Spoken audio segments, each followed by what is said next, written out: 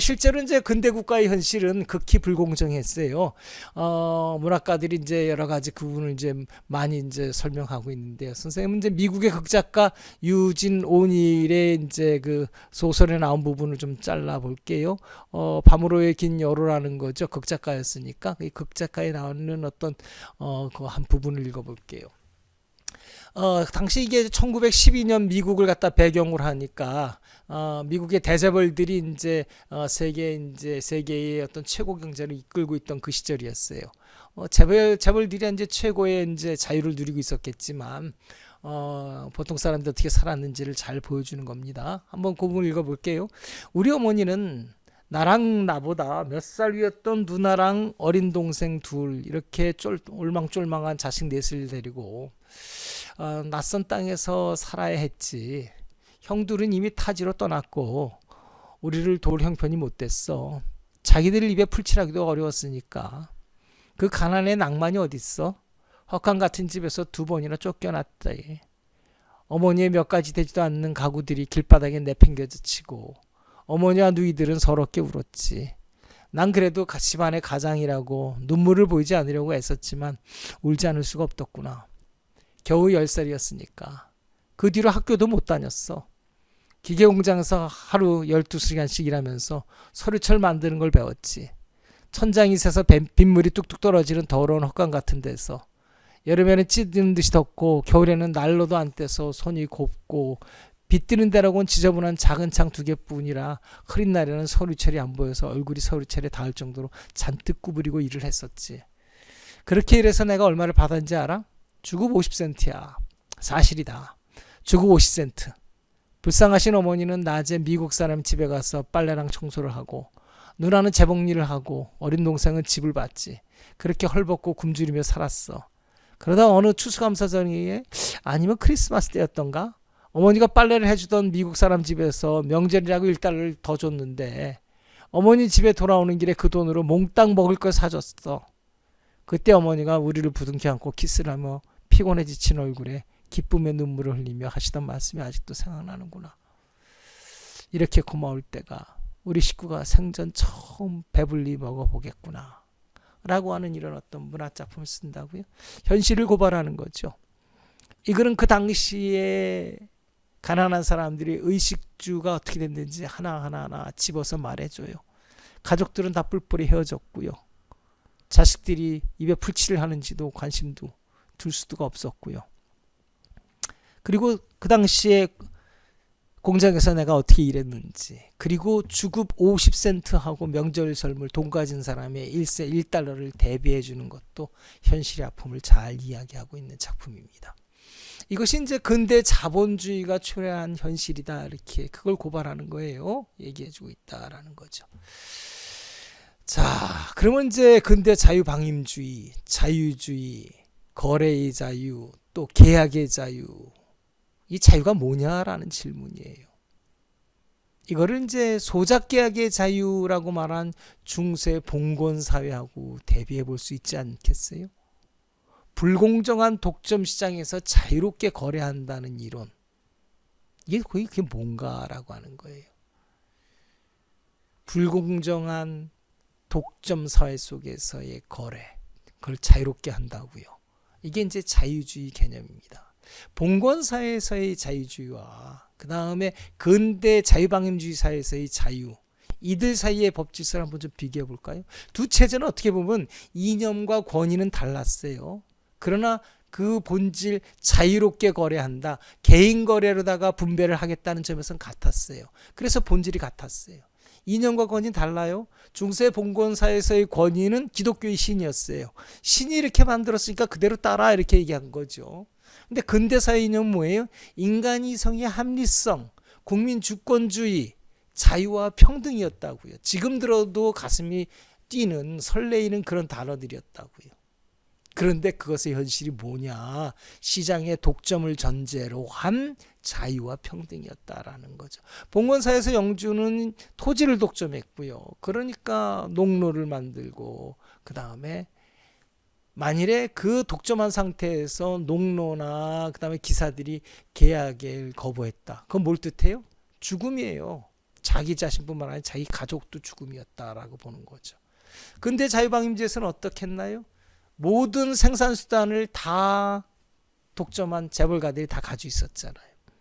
보통 노동자들이 뭘 가지고 있어요? 없어요. 가진 게 없단 말이에요. 그러니까 거기에서 계약의 체결 여부, 상대방을 고르는 것, 고를 자유, 그 다음에 계약 내용을 어떻게 결정하는지를 모두 자유롭게 결정한다? 그거는 허구예요. 자본가들이 보통 근대에서 하루에 12시간씩 일할 것을 갖다 노동조건으로 제시했다고요. 그들은 자유롭게 제시했죠. 그런데 이런 조건을 보게 되면 12시간, 14시간 이런 걸 조건을 제시하면은 우리 사람 입장에서 볼 때는 그걸 어떻게 받아요? 못 받죠. 거부해야 돼요. 내가 자유롭다면. 그런데 인간의 비극이 어디 있냐면은요. 먹어야 산다는 데 있어요. 인간의 비극은 스스로 죽지 못하게 설계되어 있는 그 DNA에 있다고요. 누구에게는 먹는 것이 즐거움과 행복이겠지만 서민대중 노동자 농민에게는 열을 굶으면 죽을 수밖에 없는 신체적 한계일 뿐이에요. 먹는 문제는요. 자신의 몸과 정신 그리고 가재도구 몇 가지를 가지고 살아가는 사람들에게는요. 12시간이고 14시간이고 그걸 거부한다는 건 뭘 뜻하냐면은 자기 자신과 자기 가족들이 굶어 죽는다는 걸 뜻한다고요. 그러니까 할 수 없이 계약을 하는 거예요. 계약을 하고서 들어가면 어떻게 되느냐. 채광이나 조명시설이 제대로 되어 있지 않고 환기시설도 부족한 공장에서 일해야 됐고요. 만일에 공장에서 실수해서 손가락이 잘려나가게 되면은 그건 누구 잘못이에요? 요즘엔 산재로다 보험으로 다 처리해 주는데 그 당시에는 누구 잘못이냐면 노동자 네가 잘못한 거잖아. 사실은 시설이 열악했기 때문에 그 영향으로 인해 가지고 손이 잘려나가고 12시간씩 일하니까 피곤해 가지고 할 수 없이 눈 깜짝하는 사이에 손가락이 잘려나갔는데도 그래도 네 잘못이라고 노동자 잘못이라고 얘기했어요. 그렇게 하고서 노동자를 쫓아냈죠. 왜냐? 너 노동력이 이제 상실됐어. 그 일 못하겠네. 그것도 네 실수, 네 잘못이니까 네 책임이야 하고서 쫓아냈어요. 그게 이제 근대사회의 일입니다. 오늘날은 이제 그런 걸 극복해서 산재를 적용해서 보상제도라도 두고 있는 거예요. 아무튼 근대는 자유주의라는 이름이 그렇게 무서운 겁니다. 노동자들이 항상 숫자가 많아요. 왜냐? 돈이 점점점 독점 재벌가들한테 다 모여있기 때문에 독점 사업가들이나 자본가들한테 다 몰리기 때문에 점점점 시중엔 돈이 마르죠. 그냥 먹고 살 만큼만 돈이 있는 거란 말이에요. 그러니까 노동자들은 항상 많아요. 많으니까 어떤 경쟁을 해? 구직 경쟁을 하죠. 그러니까 노동 조건은 점점 열악해져요. 구직 경쟁. 우리 학생들이 지금 뭘 쌓고 있어요? 스펙. 스펙이 뭐에 관한 스펙인가요? 구직. 노동자가 되기 위한 스펙이에요. 잘 생각하라고요. 그런 거 스펙 쌓는 것도 중요하지만 이렇게 역사 공부하는 것도 굉장히 중요합니다. 내가 왜 이 짓을 하고 있어야 돼? 사회 구조 속에서 나는 무엇을 하고 있어야 돼? 라고 하는 거죠. 어떤 솔루션이 필요한 거예요. 왜 노동자들끼리 경쟁하는 상황이 되고 있나요? 노동자들이 많으니까. 그럼 나는 어떻게 살 것인가? 이런 생각을 역사책을 보면서 해야 돼요. 선생님이 이 역사 얘기를 왜 굳이 길게 얘기하는가? 왜 자세히 얘기하는가? 군데군데 이렇게 구체적인 내용까지 왜 들어주는가를 여러분들은 보고 있어야 돼요. 근대 국가에서는 경쟁이 심해지니까 노임이 저렴한 여성이나 어린이들이 공장이나 탄광에서 일해야 됐어요.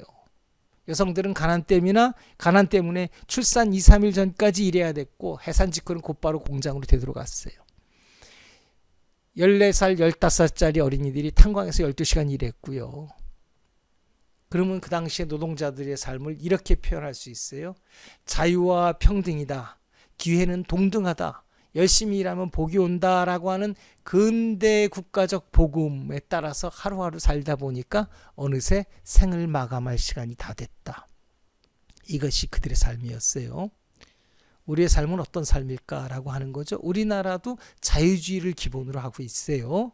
그렇기 때문에 비교가 가능한 거예요. 근데 봉건사회, 우리가 이제 조선 후기를 갖다 봉건사회라고 볼 수 있었죠. 그쪽 얘기도 생각해 보면서 잘 들어보는 거예요. 헨리 조지가 이렇게 얘기해요. 진보와 빈곤이라는 책인데요. 제목부터가 좀 재밌죠. 하나는 진보고요. 그 다음에 빈곤이에요. 좀 모순된 개념이에요. 왜 진보됐는데 왜 가난할까요? 라고 하는 거죠. 다음과 같이 쓰고 있어요. 1800년대에 들어 생산력이 엄청나게 증가했고 또 자금도 가속적으로 증가하고 있으나 극심한 빈곤을 퇴치하거나 고통받는 노동자의 짐을 덜어주는 경향은 보이지 않는다. 오히려 빈부격차를 더 심하게 하고 생존 경쟁을 더 치열하게 만들고 있다. 꼬리를 이은 발명의 덕으로 인류는 한 세기 전에는 꿈에도 꾸지 못한 힘을 갖게 되었고 고도의 노동 절약적인 노동이 필요 없는 기계 장치를 갖춘 공장에서 어린이들이 일에 시달리고 있다 이렇게 돼요. 오늘날은 어떻게 되나요? 4차 산업혁명이 일어나고 있다. 이제는 더더욱 노동자들이 필요 없다라고 하는 거죠. 자, 한번 좀 생각을 해봐요. 칼막스는 1860년대에 자본론에서 이제 이렇게 쓰고 있어요. 자본가죠. 화폐 소유자는 자본가로서 앞장서 걸어가고 노동력의 소유자는 그의 노동자로서 그 뒤를 따라간다. 전자는 거만하게 미소를 띄우고 사업에 착수할 열의에 차 바삐 걸어가고 후자는 자기 자신의 가죽을 시장에 팔아버렸으므로 자기 자신의 가죽을 노동력을 다 팔았다는 거죠. 이제는 무두질만을 기다리는 소처럼 겁에 질려 주춤주춤 걸어가고 있다. 이렇게 쓰고 있어요. 1860년대면은 근대혁명이 일어난 게 1789년이니까요. 거의 뭐 한 60년, 70년 되는 거란 말이에요. 이미 사회 양극화가 드러난 현상에 대해서 칼막스는 그 현상을 정확하게 이렇게 분석해가면서 글을 썼어요. 이렇게 정확하게 분석을 했기 때문에 그 이후에 많은 학자들한테 영향을 주고 그랬던 겁니다. 우리나라 전태일 청년은 1970년대에 청계천 평화시장에서 일하면서 그 상황을 이렇게 표현했어요. 이런 일은 평화시장에서 흔히 있는 일이었다. 한창 발육기에 있는 어린 여공들이 가혹한 노동 조건 때문에 이런 식으로 작업을 할 수 없게 되면 힘들어가지고 병들고 그래서 작업을 할 수 없게 되면 가로 열고 사흘밤이나 주사 맞고 이랬더니 이제 눈이 침침해서 아무리 보려고 애써도 보이지 않고 손이 마음대로 펴지지도 않아요 라고 하는 그런 상황이에요. 이런 상황이 되면 기업주들은 도리어 게으름을 부린다고 나무라기가 일쑤였다. 병이 깊어져서 아주 일을 못하게 되면 치료는커녕 사정없이 해고시켜버리는 것이었다. 이게 이제 전 세계에서 자유주의라는 그 이름의 거래를 바탕으로 한 이제 사람들이 살아가는 모습들이에요. 근데 자유주의를 이렇게 가리키면서 씁쓸한 기분이 드는 것은 왜 그럴까 하는 생각입니다. 아무튼 우리가 살고 있는 사회를 한번 돌아보게 되니까 잘들 생각해 보기 바랍니다.